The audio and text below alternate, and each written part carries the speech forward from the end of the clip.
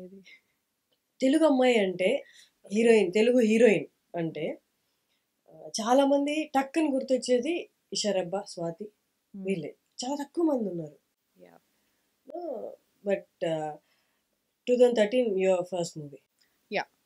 It's been already 10 years. Yes. 10 years Telugu అమ్మాయి అంటే మీరు ఒక్క పేరు గుర్తు రావడం, స్వాతి పేరు గుర్తు రావడం, ఇంకెవ్వరు రాకపోవడం ఒకందుకు మంచిదే. అయినా మనకే ఉంటాయి ఆప్షన్స్ అన్ని అనుకొని ఒక రకంగా సెల్ఫిష్గా ఆలోచించిన, ఇంకో రకంగా చూస్తే ఎవరు రాకపోవడం అనేది యూనో డైరెక్టర్స్ పాయింట్ ఆఫ్ వ్యూలో డిఫరెంట్గా ఉంది వాళ్ళ వర్షన్. బట్ ఫస్ట్ టైం ఒక యాక్ట్రెస్ని అడుగుతున్నా, వై ఇస్ ఇట్ హ్యాపెనింగ్? అంటే నేను స్టార్టింగ్లో ఇండస్ట్రీకి వచ్చిన కొత్తలో అయితే I think the very very less Telugu speaking actresses.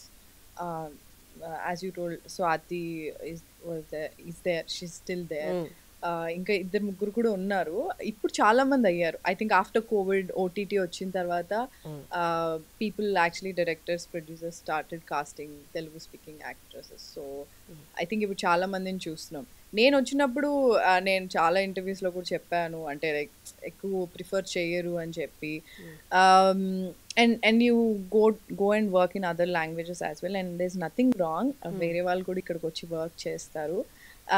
నాది అప్పుడు ఒక పాయింట్ ఉండేది ఏంటి అంటే ఈక్వల్ ఆపర్చునిటీస్ ఉంటే బాగుంటుంది కదా అని అంతే ఉండేది. బట్ ఆఫ్టర్ కోవిడ్ ఇప్పుడు చూస్తున్నట్టయితే దేర్ సో మెనీ యాక్టర్స్, అంటే మన తెలుగు వాళ్ళు చాలా మందిని చూసినా I'm very very happy about it. It's nice. చాలా అంటే మిగతా ఇండస్ట్రీస్లో చూస్తే వాళ్ళని కాస్ట్ చేసుకోవడానికి వాళ్ళు ఎంత తాతాలు ఆడుతుంటారో, మన వాళ్ళని పెట్టుకుంటే మన వర్క్ ఈజీ అవుతుంది. కానీ రియాలిటీ మాట్లాడుకుందాం. తెలుగు ఇండస్ట్రీలో కాస్టింగ్కి వెళ్ళినప్పుడు, కాస్టింగ్ జరుగుతున్నప్పుడు, ఆడిషన్కి వెళ్ళినప్పుడు ఫస్ట్ తెలుగు అమ్మాయి అనగానే వాళ్ళ మొహాలు మాడిపోతాయి. Okay, you know this is reality. ఎందుకు ఐ డోంట్ నో. వాళ్ళు ఏమంటారంటే కన్వీనియంట్గా ఉండరు, మనం చెప్పినట్టు చెయ్యరు, వీళ్ళకి రెస్ట్రిక్షన్స్ ఎక్కువ అని అంటారు. అంటే యాజ్ యూ సెడ్ హర్షిని, మనకి బయట వేరే ఇండస్ట్రీలో లాంగ్వేజ్ ప్రిఫరెన్స్ చాలా ఉంటుంది. లైక్ వాళ్ళకి వాళ్ళ సొంత భాష వచ్చింది అంటే ఇట్లా కళ్ళకు అద్దుకొని తీసేసుకుంటారు. అంటే లిటరలీ హిందీ కానివ్వు, తమిళ్ కానివ్వు, మలయాళం. నేను తమిళ్లో చేశాను, మలయాళంలో కూడా చేశాను. ఈవెన్ హిందీలో కూడా కొన్ని ఆడిషన్స్ ఇచ్చాను, తమిళ్లో ఇచ్చాను, మలయాళంలో కూడా ఇచ్చాను. వాళ్ళందరికీ ఏంటి అంటే ఆ అమ్మాయి బాగుంది, ఓకే చలో ఒక ఆడిషన్ చూద్దాం. ఆ అమ్మాయికి ఎంతవరకు లాంగ్వేజ్ వస్తుంది, ఎట్లా ఏంటి, అసలు ఈ షీ ఫ్లూయెంట్ అట్లీస్ట్, అంటే కొంచెమన్నా ఆమె మాట్లాడుతుందా. వాళ్ళకి లాంగ్వేజ్ రాదు అంటే కొంచెం కూడా మాట్లాడలేకపోతుంది, అంటే కాన్వర్జేషన్ కూడా చేయలేకపోతుంది అంటే వాళ్ళ మొహాలు మాడిపోతాయి. అంటే లిటరలీ ఒక చిన్న డిస్కషన్ అవుతుంది, అరే లాంగ్వేజ్ వచ్చిన ఆమెను తీసుకోవచ్చు కదా, మనం ఎందుకు ఈ మొత్తం ఇప్పుడు స్ట్రగుల్ అవ్వాలి అని. అంటే ఒక బాడీ లాంగ్వేజ్ నీకు అర్థం అవుతుంది. సో వాళ్ళు ఎక్కువ ప్రిఫరెన్స్ ఇచ్చేది, అరే భాష వచ్చి మన వాళ్ళు ఉంటే బాగుంటుంది కదా, ఇంకా కంఫర్టబుల్గా ఉంటుంది, తొందరగా వర్క్ కూడా అయిపోతుంది అనేది నేను విన్నా, చూసా. ఇప్పటికీ నేను ఒక మలయాళంలో ఒక సినిమా చేశా. I think that got released 2022లోనో 3లోనో రిలీజ్ అయింది మూవీ.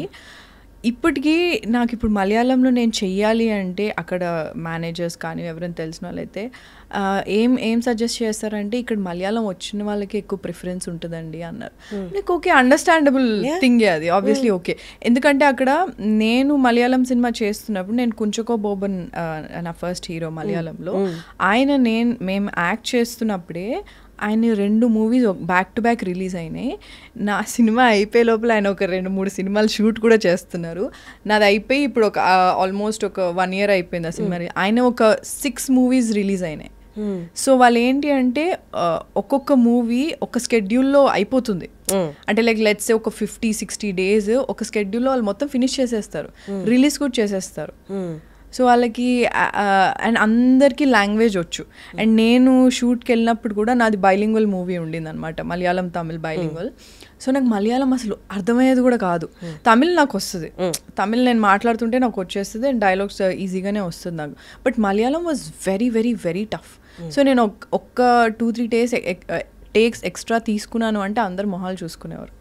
అంటే it's not bad or something, it's like అబ్బా మనకు మలయాళం లాంగ్వేజ్ వచ్చిన అమ్మాయి ఉంటే బాగుండేది కదా, ఇన్ని టేక్స్ కూడా అవ్వవు కదా అని నాకు అలా అనిపించేది. వాళ్ళు అన్నారు ఆబ్వియస్లీ, తమిళ్లో మాత్రం 1-2 takesలో నాది అయిపోయేది తమిళ్లో.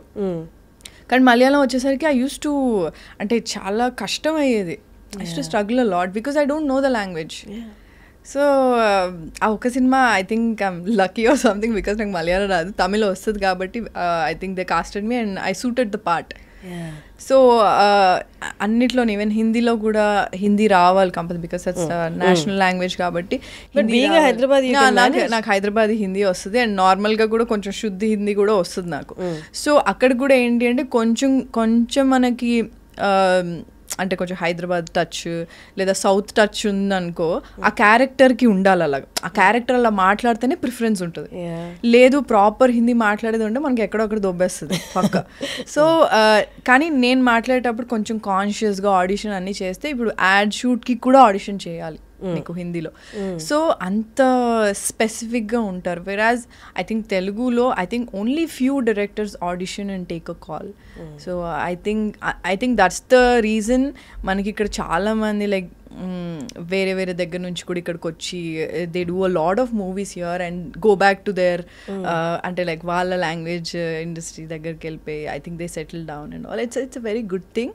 బట్ దట్స్ వాట్ అంటే అక్కడ ఉన్నట్టు ఓన్లీ లాంగ్వేజ్ ఉన్న వాళ్ళకి ప్రిఫరెన్స్ ఇవ్వమని నేను అనట్లేదు, బట్ ఈక్వల్ ఆపర్చునిటీస్ అనేది ఎప్పుడు ఉండాలన్నది that's what I feel. Like we also spoke Subramanyapuram shooting అప్పుడు మన ఇద్దరం కూడా చాలా మాట్లాడుకున్నాం.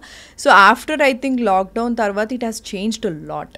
ఐ థింక్ ఎప్పుడైతే కొంతమంది యాక్టర్స్ అసలు ఉన్నారా లేరా అని తెలియని వాళ్ళు కూడా ఓటీటీలో మంచి క్యారెక్టర్స్తో వచ్చారు.